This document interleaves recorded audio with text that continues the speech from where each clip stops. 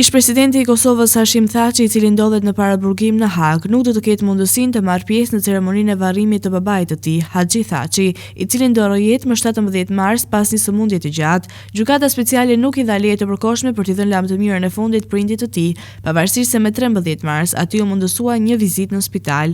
Vendimi ka shkaktuar reagime të ashpra në Kosovë dhe Shqipëri, ku organizatat e veteranëve të luftës së UÇK-s e kanë cilësuar atë si një shkelje të drejtave të njerëzit, duke kërkuar ndërhyrjen e institucioneve ndërkombëtare.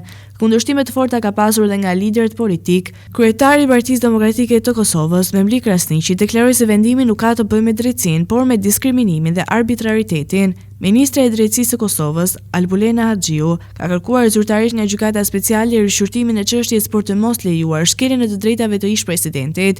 Ndërkohë, kryeministri i Shqipërisë Edi Rama e quajti këtë vendim një turp për drejtsinë ndërkombëtare, duke e konsideruar atë një farsë dhe një goditje të rënda e vullnetit të Parlamentit të Kosovës. Qëndrimi i Ramës u mbështet nga diplomati amerikan Richard Grenell, i cili shpërndau deklaratën e tij në rrjetet sociale. Hashim Thaçi ndodhet në paraburgim në Hag, që nga nëntori i vitit 2020 në akuzën për krime lufte dhe së fundmi dhe për pengim të drejtësisë, ndërkohë që procesi kundër tij vijon, vendimi i dhomave të specializuara për ta penguar të marrë pjesë në varrimin e babait ka hapur debat të gjerë mbi trajtimin e figurave politike të Kosovës nga drejtësia ndërkombëtare.